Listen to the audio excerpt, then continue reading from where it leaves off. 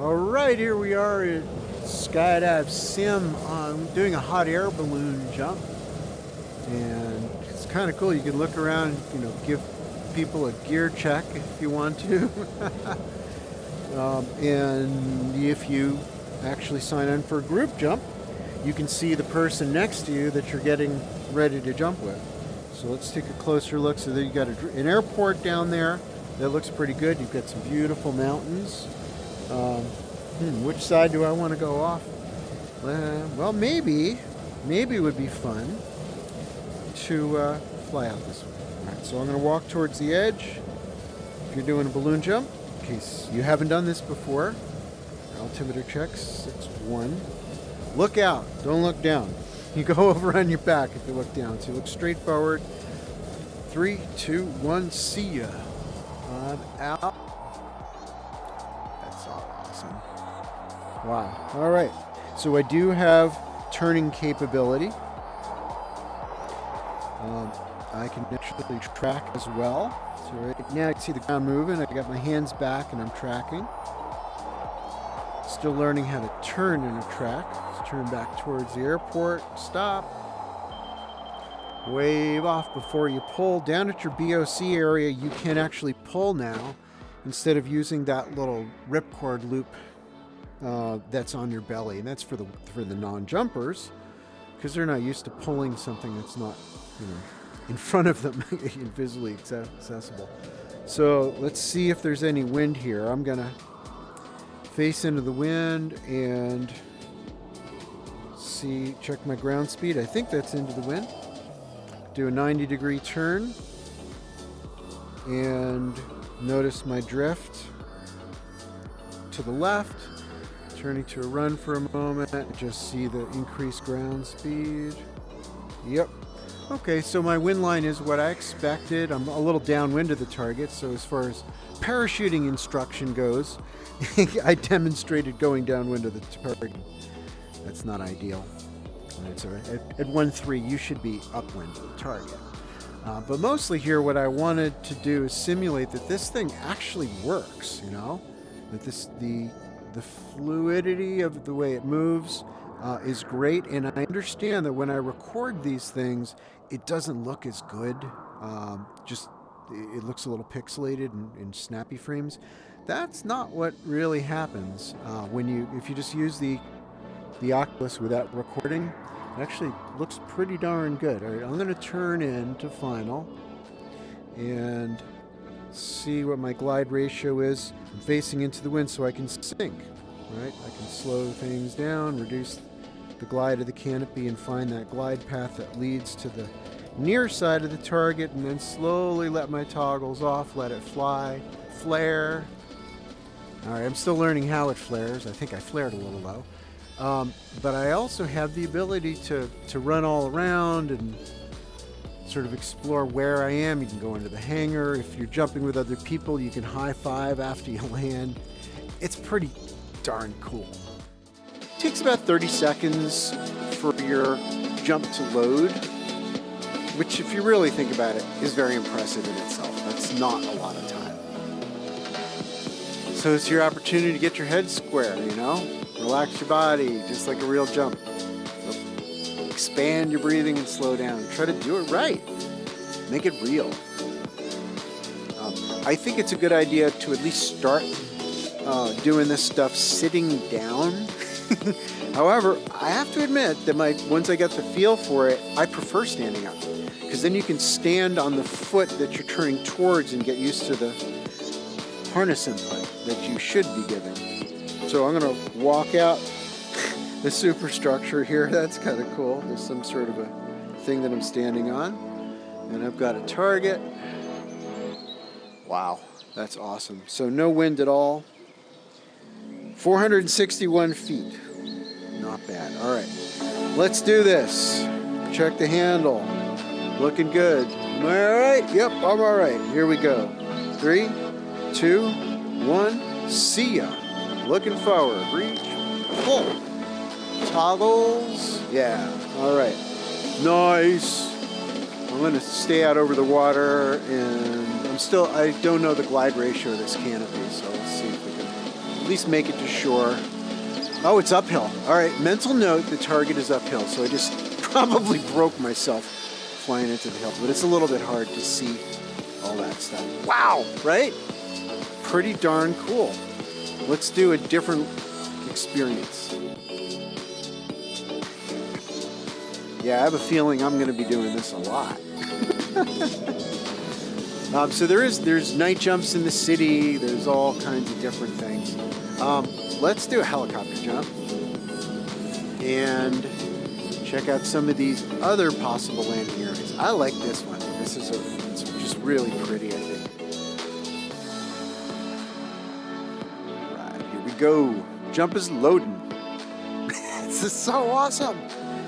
I mean, for those of you that are freezing your butts off in the north, you know, because it's winter time, then you can sort of stay fresh. I understand it's not exactly the same thing, and I would recommend not doing simulations too much right before you're actually going to jump so that your brain can kind of recalibrate. You don't want this to mess you up because the dynamics are a little different from the real thing. So give it a day or two maybe if you're going to do lots of simulations. You can see the rotors. So let's do this. 9,000 feet, so I'm pretty high up. All right, 3, 2, 1, see ya. See the helicopter leaving. Turning's feeling pretty good. That's nice. And since I don't have a lot of wind, I'm going to just sort of play around with tracking. Yeah, I can see the motion. Can I steer in a track? Yeah, I can kind of turn as I'm tracking. That's neat. That's kind of a new feature. And Amir's going to keep tweaking, you know. We have to give these guys feedback and information so that they can keep improving the quality of the simulation. Wow. Love it. Love it. All right, 3,000 waving off. Reach pole. Nice. Got a canopy, grabbing my toggles and releasing. You got to grab the grip buttons on your Oculus controller handles, and then you've got the toggles. So the way it works is if I open my hands and release those grip buttons, the toggles disappear. If I grab again, they just appear in my hands. So that's just the way they have it set up. Now, it doesn't matter too much. The fluidity will vary depending on many variables. But if you're not recording, you know, I'm using screen capture software right now. It certainly looks way better. Let's flare and look up at the canopy. I like that he put a slider on there. Altitude 24. Gonna let it up and fly. Turning, hitting the brakes during the turn. One of the most important skills, right? You start into a turn, get that turn going, and then add both brakes, right? And what I think is really cool is you can see where my hands are, right? If I'm going to turn my canopy and then pull out of the dive, I want to lean forward and have those hands back, as opposed to leaning forward when I hit the brakes, and now my feet swing in front of me, and if I hit the ground, I'll hit it with my butt first. I do not want to hit the ground with my butt first. 1,800. I'm going to stay in the vicinity of the target. Fly a box pattern. How about a 1,000 foot start point right over the target? Not too far from the target right now. Close enough that I can get there by a grand. Slow things down just a little bit by riding brakes and taking a deep breath. There's no traffic today. Nobody else is here. 1, 2. 1, 1. And now I'm just going to fly perpendicular to what I intend to be my final approach. 1,000 feet over the target. And I'm just going to fly out towards that big, beautiful Norwegian mountain. Wait till I get to 750 feet. And then I'm going to turn to downwind. Make sure my ground track is perpendicular. There we go. And I'm going to wait till I get to 500 feet. And getting to 500 feet. Let's see if the box works, right? I'm testing his physics, because this works in the real life. 400 feet, getting close to the center line. It should be 250 on the center line, and the physics worked great.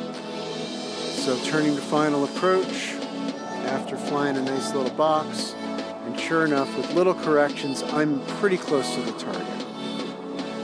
Flare and a flare, all the way, a little high. Looking forward throughout it. Nice!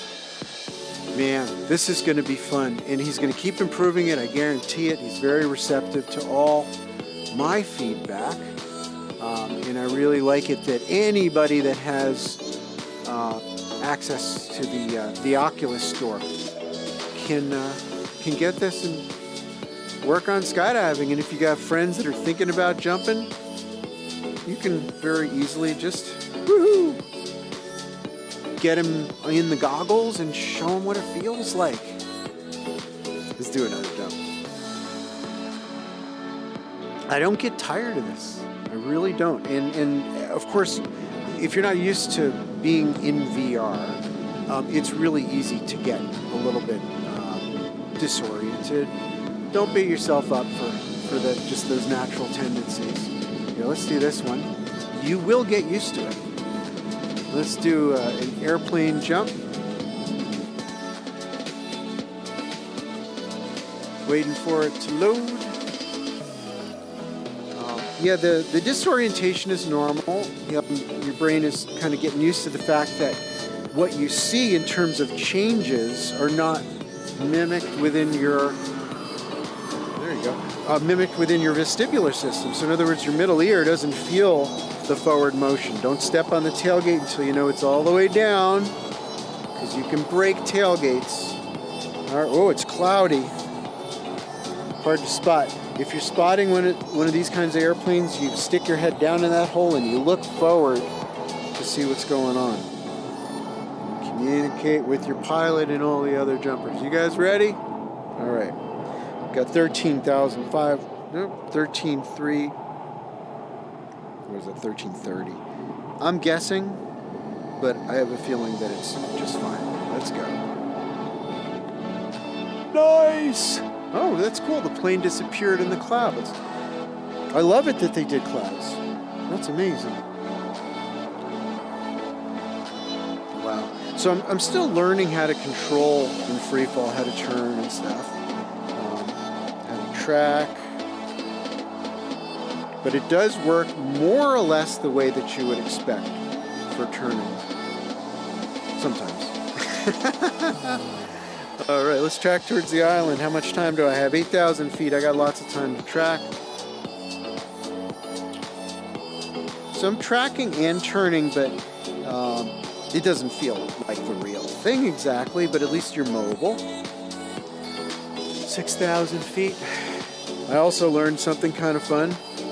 I can turn around and I can backfly. The hands look ridiculous, but you can backfly. Oh, all right, 4,000 feet. I got a little time here. Wave off, reach, pull, and there's my canopy. I like it that he shows a frame of a snivel. The canopy isn't quite open, but the slider is, all the way up. I see a good landing area. He puts these landing areas out in the water too. I don't know. It's his call. So I'm seeing thermals. There's a volcano. So I have a feeling that he's not going to have the thermals actually do anything to you in terms of changing descent rate or melting your parachute. But I am kind of curious what it looks like to fly over a volcano. I've always wanted to. And interestingly, within minutes of putting my youngest son on this, he landed inside the caldera of the volcano. Of course he did. Deliberately. So 2,000 feet. So I think I can fly over the volcano and still get over towards the target area. And if you're sitting in a chair, lean into it, right? Lean to the left. Lean on your left butt cheek when you're doing a left turn. Lean on the right butt cheek as you're doing a right turn. Make those harness turn habits kind of ingrained, so that when you're flying a real parachute, you haven't developed incorrect habits. Cool. I mean, I am sort of guessing that I can fly over the hot hole here in the volcano and still make it to the target, but I guess we'll see. Nice job, guys. They really did a wonderful job. Fly at least alongside the volcano. Looks very real. Meow. All right, can I make it to the target? Yes, I think I sort of can. It's going to be tricky. Can I make this low turn? I'm going to do a braking turn. Close enough. So it sort of sinks. That's interesting. So I'm overshooting it. It wasn't ideal. All right, this canopy surge is big time. Just so you know, I just learned that. So I was in brakes. I let up my hands, and the canopy surged really aggressively. A lot of descent rate. That may be tweaked in further evolutions of all this stuff, but keep that in mind. If you're in deep brakes and you let your hands up, you could inherit the earth. So let's do, how about, I like the balloon jump. I really, really do. And one of my favorites is this one. And I'll show you why. Of course, you've got clouds in this particular simulation, which I love. Let's look around. It always takes a moment, it's a little glitchy when you first show up. All right, I'm going to show you something hilarious that my son showed me. He figured this out himself. So don't do this in real life. So if you do the jump button, I can be up here and I can go up inside the fire and play with the fire. Do not try this at home. And I think I can exit from here. Hey, I did. I was able to exit from there. There's the balloon going away. And let's pull high. And the reason why I'm going to pull high way up here at 5 is I'm going to see if I can fly over towards the mountains and see if I can fly down the mountains the way I like to do in real life. I have managed to do this in the simulator, so it does work.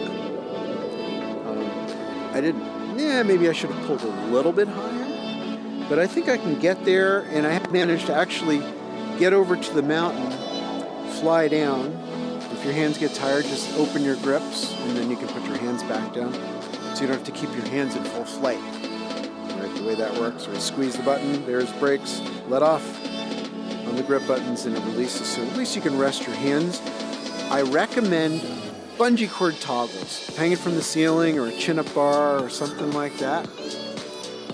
Really, really helps for the realism, and so that the muscle groups that you're engaging when you turn are correct, as opposed to, lifting your hands, resisting the weight of your controllers, right? That's the opposite muscle group. So through 3,900, I just want to get low to the mountains as I can and see if I get a little sled ride down the hill. Excuse the little glitching that happens when I plug this in with the link cable to my laptop so I can record this for everybody so you can see what it is. All right. So obviously this is amazing for me. Because as I turn my head, everything feels so real. It renders whatever's in front of me. For somebody watching it on a 2D screen, it doesn't feel as real. I get that. But I thought it would be really important just to show what it looks like to inspire people to check this out. I'm impressed. I'm really, really impressed. All right, so I'm going to, as I get closer, I'm going to do a left turn. I don't know the exact grade of this mountain, but the mountain begins at about 3, just under 3. And I'm going to get closer so that I can fly down the hill. Gentle turn. There we go. Oh, that's interesting. Suddenly it rendered a little more detail. Wow. Target's way down there to my left. Wow. I'm digging this. Let's do a switchback. No traffic, switching back to the left. Nice. Nice. Yeah. Let's try adding some brakes for the relative reference and see what it does. Nice. All right. You lose a lot of speed very quickly when you add brakes. which is good for accuracy, but I think when you're doing this kind of thing, you want to keep lots of speed. I'm going to go around this little knoll and not try to cut it in too tight. No. Yeah, don't die. First rule.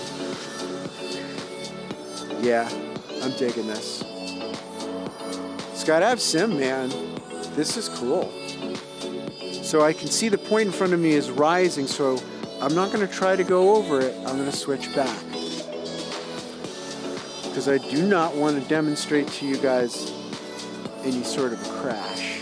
Even if I don't make it back to the airport, which I don't even see it right now. But I'm going to point in that general direction and at least get lower down the mountain. What kind of altitude? So I'm still 1,000 feet above the target. I think that's the airport way over there. I'm not going to worry about the airport. I'm just digging, flying near a mountain. Let's come a little closer. You may want to stay away from the expert setting for the canopy control for this kind of thing because it's so twitchy in the intermediate. Let's carve it back, looking where you're going, bring it all the way back around. So good. So amazing. You rock, Amir. Really, really cool.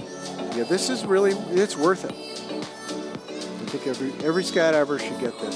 So let's find a flat spot. Flare and land. I flared a little bit high because I couldn't quite see. Long walk back, but I say that was worth it. Right on. Well, I am impressed, and this really has come such a long way. You did a really great job. So there's loads more simulations that I can do, but I'm just gonna set you off on your day with my stamp of approval. Skydive Sim. Really good stuff. Life is a risk. There's a huge risk in life. The biggest risk in life is that you'll waste it. Is that you'll be 80 years old and kicking yourself saying, if only I'd done this, oh, I wish I'd done that. The biggest risk in life is that you waste your opportunity of living it.